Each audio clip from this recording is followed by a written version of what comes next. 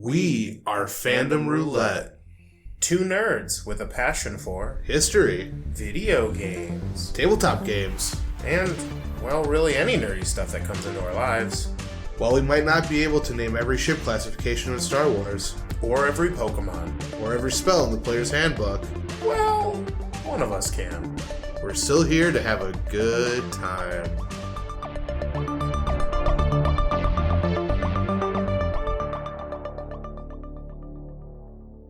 Hey everyone, welcome to Fandom Roulette. This is Joe. And I'm Cody. And on Fandom Roulette, this is a podcast where we talk about a myriad of nerdy things, including such things as history, video games, tabletop role-playing games, and whatever nerdy stuff we feel like talking about when we talk about it and talk about it. That's a lot of talking about. It's a lot of talking about. So it's kind of like the formula of the pod. Hey, how you doing, Cody? I'm good. How are you? I'm doing all right. Yeah. Hey, anything new? Anything crazy going on in your life? Oh man, a whole bunch. I mean, the streaming is new, so like, yeah, that's always a new thing to start the week off with, which has been a lot of fun. But I've been prepping for all of one of my D&D groups got back into the swing of things, so now I'm DMing two of them again. Oh boy! So, and a lot of D&D sleep. What is that? You don't? Oh no! I feel that. But no, Yeah. it's been. I've also been. I'll talk about it probably in a D&D episode or a tabletop episode, but Sure. Yeah. I have been pushing myself as a dungeon master in ways that I didn't think I was going to with Mysteries Inc., your guys' campaign. So it'll be fun to because I'm sure at some point we'll do like a talk retrospective retrospective, if you will. Hell yeah. And I will. So mostly shifting into the tabletop role-playing game territory. What about yourself? Yeah. I've been taking a fencing class. Yeah, I saw pictures. That ended yesterday, and she let us play with all the different swords. And I found out that I'm good at epee. What's that? So there are three kinds of swords in fencing. One is called foil. That's like your basics. That's rude to say it, but that's like what a lot of people's starting swords, because it's like, here's the techniques and here's like how you hold the blade and all this stuff. Sure. And then there's epee, which is like a little bit longer and a little bit heavier. Okay. And then there's saber, which is faster and a little bit more aggressive. And epee. So like as you're learning it, like when you take classes, there's like all these rules. It's all the rules of engagement, right? Okay. It's all based off of like old school like dueling and things. Sure. And so like last week, like we went through all these rules, and so it's like if you're attacking and the other person continues to attack, like you get the point because that person technically committed suicide because they didn't block your blade. But in epee, it's just like, fuck it. Like if you hit the other person, you get a point. And so I found that really matched my personality of, I don't know what the block button is in any fighting game ever. Who truly knows, except for like the greats of fighting games? That's true. But I mean, like, I'm talking like Smash Brothers. Like, you guys will like throw up your like weird like pink eggs or whatever. Yeah, the weird like, see-through eggs. I don't know what the fuck those things are. And then I like get knocked off the screen because I like accrued like 250 damage and everyone else has like 2% damage. Has anyone ever talked about how they kind of look like the old gotcha balls from like those, at least here in the States, like those old gotcha capsule things? Sure. I wonder if that's what they were based on. I wonder, because like I know that's like a huge thing still in Japan as far as I'm aware. Because Super Smash Brothers at its core is a story about a kid who's not allowed to play with his toys. That's who Master Hand is. Yeah, Master Hand is some child with really, really articulate hands. Well, if you're going bananas figure, with that's the scariest thing ever, right? Oh. Yeah, Cody. Hi, welcome to my new podcast. This is called Conspiracy Theories with Joe. Oh, okay. I didn't know we were doing a conspiracy theory podcast. Do. All right. So here's what they don't tell you in school, Cody. What? No. That in that one town in Pokemon's Lavender Town? the music did a bad thing. It's weird that I knew exactly what kind of And then it just plays the spooky conspiracy theory music. Yeah. But yeah. No, yeah, I mean, that was a theory I read once, that the Master Hand was like a child's hand playing with his action figures, and it was like Toy Story. Gosh, So what a anyways. terrifying concept. Yeah. So, hey, speaking of terrifying concepts, Oh no. it's the history section. Man, did you see that? Did you see that smooth, effortless vehicle? Yeah, that I'm that was standing the on, and I have- transition. Yeah, that Segway.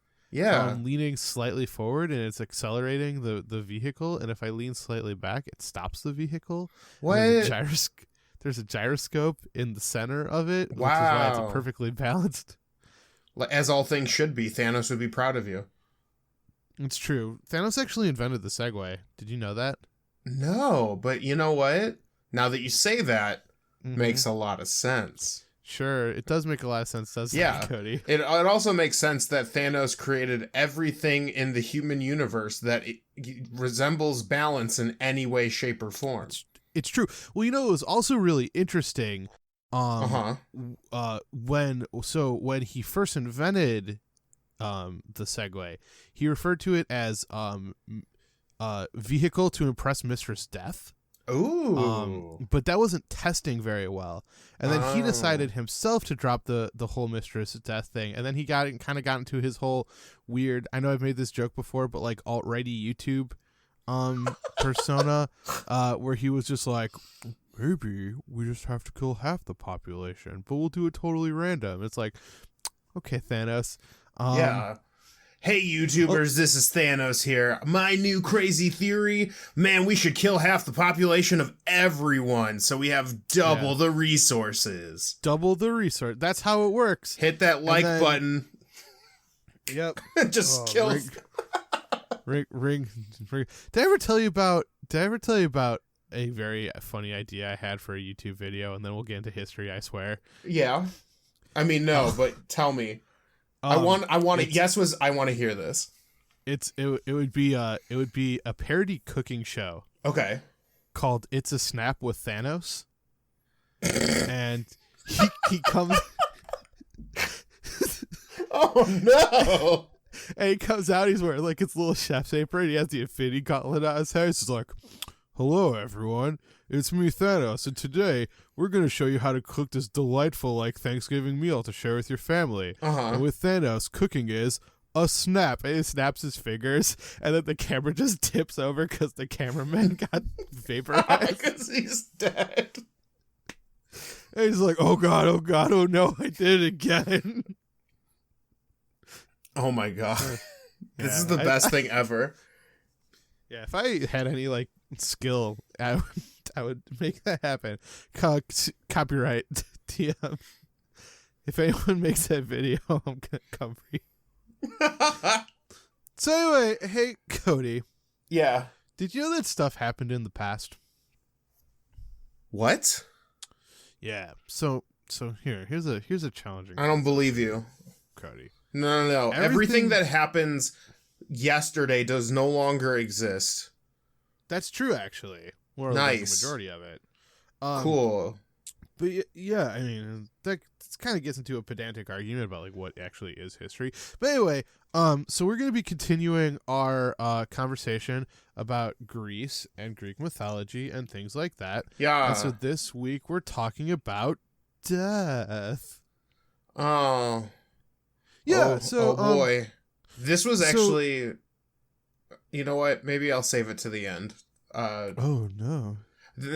No, I'll go I'm so ahead. concerned. When I was actually learning this in school, this was a concept that I couldn't comprehend because I fucking grew up in the Bible Belt. Oh, interesting. And so everyone else on the planet told me otherwise, and then I'm like, wait, what the fuck is this Greek nonsense? Why? Anyways, go on.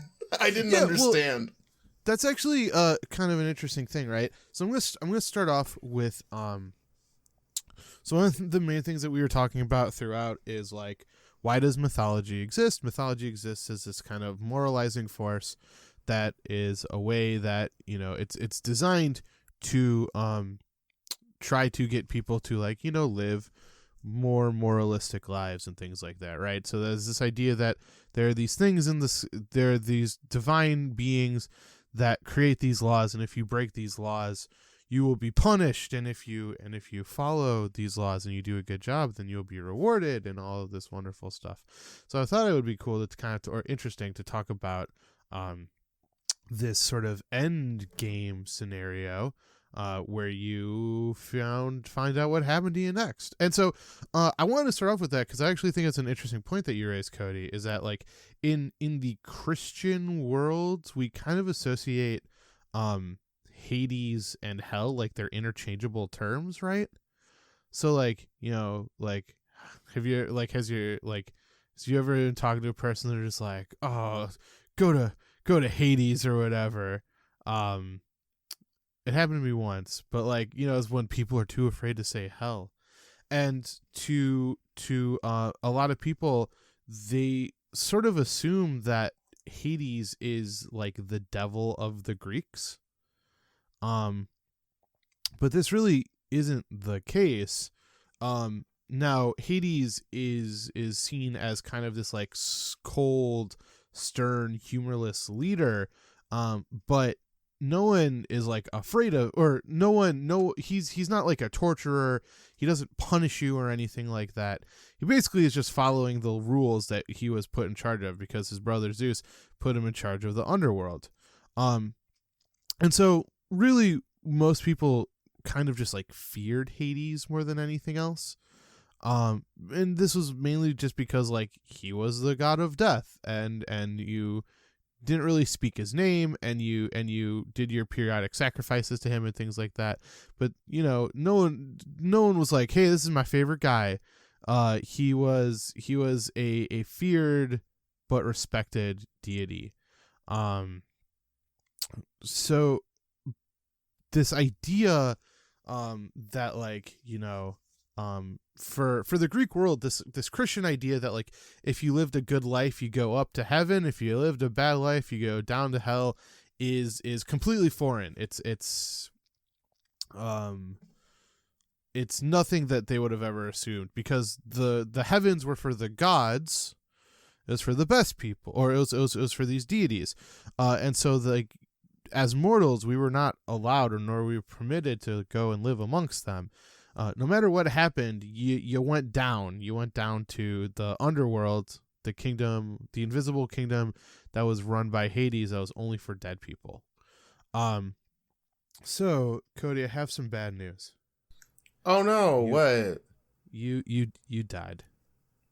Oh, I'm so sorry. Shit! Really? But we're gonna walk. I don't feel dead. Oh, nope! I feel it now. There it is. Yeah, I'm sorry. Shit! I go right through the arm and everything. You hate to see it, folks. Is it like a nearly headless Nick situation in Harry Potter, where like my last, like what killed me is like visible on my body? Like, did I get decapitated, but only except for the sliver, or do I get like the cool, like perfected me like the Star Wars well, I guess redo. the question is, or the Return of the Jedi redo, you know? How would you portray choked on Mountain Dew in Hey, you say that, but I'm literally looking at the can of Dew I finished while I was listening to you say all that. So jokes on me. I did drink Mountain Dew, and that's how I died. But anyway, so when you die, you would be either placed with coins on your eyes or coins under your tongue to pay the ferryman Chiron. Now Chiron was seen as kind of this like ugly person who had a massive hooked nose and like grody facial hair and all of this stuff. Yeah. But he was the only one who was able to ferry you across the river Archeon. That sounds like two Power Ranger villains right there. Let's just point that out right now. Yeah, I mean, he was a Power Ranger villain. Who can forget everyone's favorite After 10,000 years of slumber. Everyone's favorite episode of Power Rangers. The Power Rangers descend to Hades, written of course by Homer. Yeah. Yeah, and lo, the Pink Ranger paid the ferryman accordingly, and then was ferried across the river Archeon. And the weird thing about that was like it was a very narrator heavy episode of Power Rangers. Yeah, there wasn't a whole lot of them like actually fighting. Like, yeah, sure, Hades had his own little like Foot Clan situation or whatever they were called. Yeah, and so obviously that was like written by people who didn't understand Greek mythology, because Hades ended up being the ultimate villain of the episode. But like, it was like a couple of execs that are like, Greek mythology's in right now, let's do that shit. Yeah, that Disney movie. Yeah. What? But so basically, if you like weren't buried or you weren't buried properly, you were actually not able to enter Hades. Correct. Which means that you would have to hang out across the river Archeon, and you would have to be forced to live amongst creatures that lived at the entrance of the underworld, which included things like hunger, fear, old age, grief, and poison, just to name a few. You had to live with those guys until someone buried you properly. That sounds really fun. I know, right? Doesn't it sound like a grand old time? Yeah. So then, basically, once you were given your passage, you would have to present yourself to the judges. The judges, whose names were Minos, Radamantus, and Asius, who were the judges of the dead. And these were the people who kind of like looked at your life and looked at what you did and determined where you were supposed to go in the afterlife. Also, down in the underworld is the beast Cerberus, who is the three-headed dog. You know him, you love him. Yeah. I imagine a three-headed puppy. Are they just called Cerberus in the monster manual? Can you fight a Cerberus? I don't think Cerberus is in the monster manual. Oh, that's a shame. I know, rude. But basically, his task is he prevents souls from leaving the underworld. You're not allowed to get out. Once you get into the kingdom of the underworld, you're not allowed to get out. Now I'd be curious to see if there are any stories of ghosts in. And I assume if there are, it's the people who weren't properly buried, who weren't able to go. So what you're telling me is Cerberus is a reverse bouncer at the club. Yeah, pretty much. Okay, got it. Cool. Because Hades was taking care of his kingdom, and you're not allowed to leave his kingdom. Yeah, never. Nah, man. Except for a couple of occasions. Once you in the club, my man. So anyway, also across, so basically based on how you lived your life, you were sent to basically like one of four places. So the first one is called the Asphodel,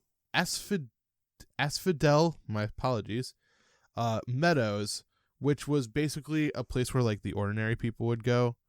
So like you didn't do anything really bad or really heinous. You really didn't break any rules, but you didn't really do anything to make your life special either. You woke up and you went to work and you cooked some dinner and you came back and you lived your life. You just work a day, clock in, clock out, go home. Basically like most of the people here just kind of floated around aimlessly for the rest of eternity. Not great. That sounds like a bummer, but I guess that beats the alternative of like what I imagine is the asshole area of Hades. So we're gonna save the asshole area till for the finale. Ooh. Because for the very good people, you got to go to the Elysian Fields. Cool. Now the Elysian Fields were for the people who were especially distinguished, and this was actually ruled over by one of the three gods of the underworld, Radamantus. And so like basically like if you were a hero of note, or if you were a demigod, or if you were like a very important person in your city, or if you had done something in such a way to get your name literally written amongst the stars, then you could be granted access to the Elysian Fields. And basically when you got to the Elysian Fields, that is you were able to actually like get a choice. And so if you wanted to, you could just kind of stay there. You're like, cool, I'm going to live in the Elysian Fields for the rest of my life. And you live a happy life, and you don't have to do any work. And, you know, you live a pretty idealistic world. But you could choose to go back to Earth and try over again, because you were such a great person. You get another shot at it. So you're probably asking yourself, Cody, why would you do that? Yeah. Right? Is there like an achievement? Is there like a PlayStation achievement? Like you get a silver trophy if you do it again and get it good again? If you achieve Elysium 3 times in 3 different lives, you're able to go to the Blessed Isles, which was a special area in the Elysian Fields that was basically like pure paradise. It's like the closest thing that we have to paradise. And then there's one other one I want to talk about really quick. Before you get to the last one, let's talk about the achievement here. Yeah. Are you aware that you're going through it again? Do you have the memories of your past life? That's a great question, and I'm not 100% sure. Because it sounds like a bum deal if you have to forget everything you did in the first place that made you good, because otherwise you're fucked. But that sounds like a fucking Greek thing. I'm going to make a note of this, and I will find out for next time if you have if you were given a head start on your victory lap, whatever it's called. And then there's one other place before we talk about the bad stuff, which is I thought this place was really funny, and I don't know why. But it's called the Morning Fields. Good morning. Like Mourning. Oh, different. Oh no. No, this was apparently this comes from the Aeneid. So a later work that is actually Roman, not Greek. It was a section of the underworld that was basically people who wasted their lives on unrequited love. So you got your own section of the underworld. Damn, this is starting to get a little Dante's in here. Yeah, right. I mean, obviously, like Dante was inspired in a large way by the Greek understanding of the underworld. Sure. In fact, like the River Styx, I believe, reportedly like wraps around the underworld like 3 full times or something like that. And it creates rings and things. And I think this last one too kind of really connects to Dante's Inferno, which is for like the worst people, you were sent down this river that was called the Philogethon, which was where you were sent to go to Tartarus, or the bad place. So have you read Dante's Inferno? No. I'm just familiar with the concept. Sure. Well, so there's something really interesting about Dante's Inferno that, as people read it, is that the closer you get to the center, the deeper things go and the colder things get. And so Satan in Dante's Inferno is actually just like gigantic, like frozen form that is constantly eating 3 bodies, which are like the worst of the worst. Which are Judas, Brutus, and the other guy who was part of the Caesar assassination plot, whose name I'm blanking on right now. But Tartarus is described as like the lowest point in the earth. It's not actually even part of Hades' realm. It's a place that's like darker than night. It's like 3 nights were placed upon. It's like it's 3 crowns of night were placed upon like the head of the world or something very poetic like that. This was where the Titans were sent by Zeus. And no one's quite sure what goes on down there, but everyone knows that it's bad because you're living amongst the Titans who were cast out from the gods for being like too chaotic and stuff. So it's really just a really crazy party. And like it's possible. Too crazy, and like everyone's just like after like the first 3 days, like, all right, man, like I get it, Titans, like you love the they want to chill out, but they can't. It's like, where's the chill out tent? They're like, there is no chill out tent. Yeah, there's no chill out tent. You don't go home. You party here, and you're gonna be miserable. Yo, we should write this. This is good, actually. Yeah, we should actually write our version of the Underworld. Daniel's Infernostia. Winky winky. Yeah. Winky winky winky winky. Winky winky. What was that? What are you doing? Wink. I'm winking. Oh, you're winking with your eyeball in an audio medium. To create a thing that people can, winky winky. So for the Greeks, living in a great and noble life was to try to strive for this Elysium, this perfected realm, where you could try to get to an even better realm afterwards. At the very least, if you achieved Elysium, you achieved peace and happiness. So this is why people were encouraged to follow the rules and live their lives as best as they could.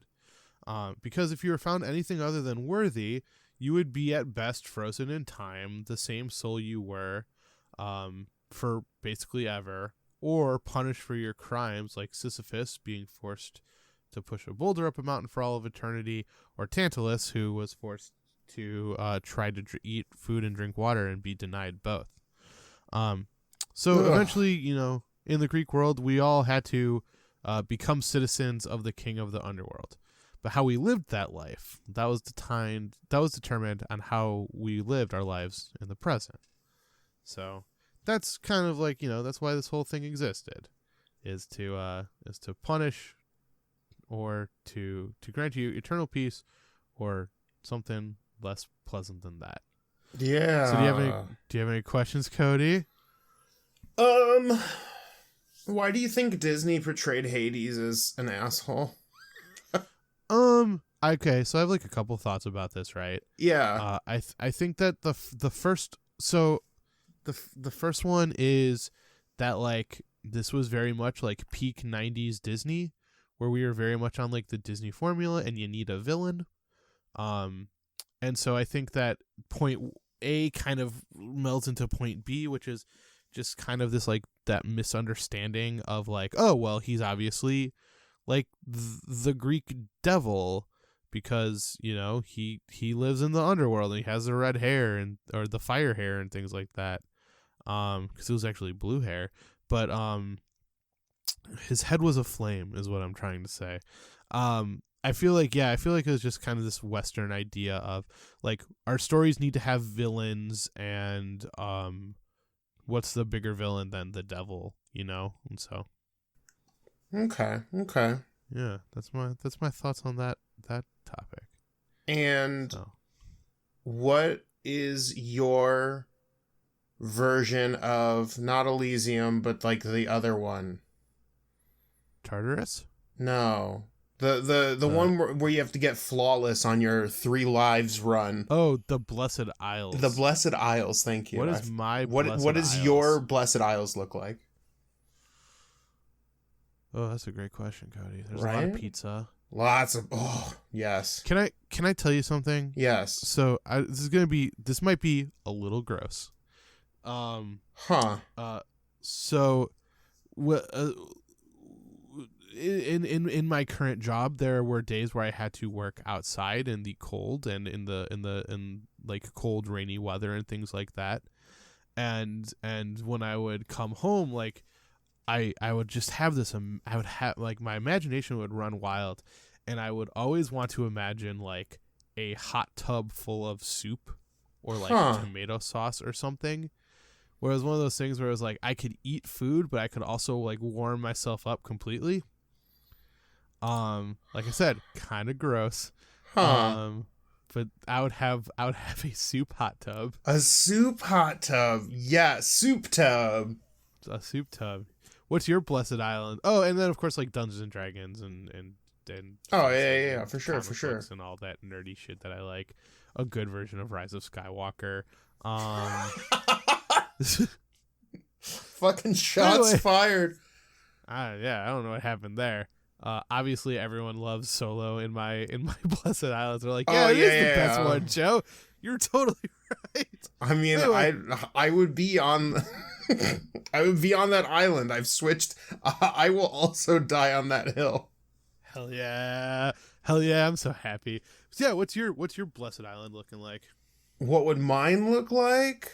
Huh. Yeah. Definitely just a lot of food. A lot of pizza for sure. That's I'm borrowing that from you. I will not have soup tubs in mine. I'm not taking that with me. That's a you thing. You can keep that. That's very much a Joe's weird thing. That just like I wouldn't call it a Joe's weird thing. I'd call it a Joe's unique thing. Yeah, potato. Definitely have like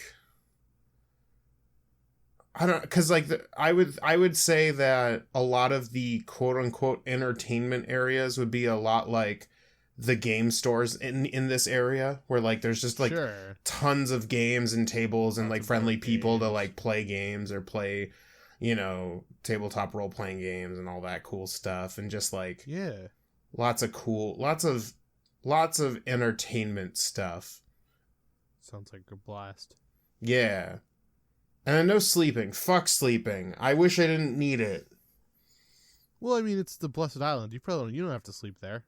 Yeah, you can like rest, but like that's like a luxury. Yeah. You can take naps and stuff. Sure, but that's like the benefits of sleep, but like you don't need it to survive. Right. So yeah, I think that's my version. That's part of my version anyways. I'd probably have like a book of like, you just have to be a demigod 3 times. Yeah, I mean, sure. I'll be Hercules 3 times, whatever. An Achilles level hero 3 times. But anyway, thank you guys so much for listening to Fandom Roulette. Yeah. Cody, if people like this episode and they wanted to hear more, how could they do that thing? Well, first and foremost, you can go to our website at www.fandomroulette.com, where you can find all of our episodes uploaded. Sounds like a good website. Yeah, it's got a little bio for me and Joe. It's got all of our episodes linked so that you can view them right there. And then at the bottom, if you'd like to send us any fan letters, questions, comments, concerns, there's a little area where you can fill out your internet handle, a little message, and you're good to go. Call sign? Yeah, your call sign, if you will. And then right below that are all of our social media links if you want to interact with us on the social medias. Hell yeah. What are some social medias that we're on? Well, you know what? We're on Twitter at fandomr_podcast. What? Yeah, we're also on Facebook and Instagram if you search Fandom Roulette. Oh, cool. Yeah, and we're also on YouTube and Twitch, which is not necessarily social media, but it's media adjacent. It's media that a society has built up around. Yeah, and if you're looking for our episodes in another medium, you can do that. Or on Mondays from 6 to 10 p.m. EST, you can watch me play games. Where? Hell yeah. Yeah. Yeah, and if you're looking for other ways to look for us, if the website just isn't anyone's jam, we're on all sorts of things. We're on the iTunes and the SoundCloud and Spotify and Google Play, YouTube, of course, and then all of your podcasting RSS feeds. We are there. If you search, come find us. Fandom Roulette. Yeah. Yeah. Look for the glasses. Yeah. And then also please remember to rate, review, and subscribe. Yes. Like, ring the bell, tell a friend, pass it along, spread the love. Yeah. One life, one love, one earth.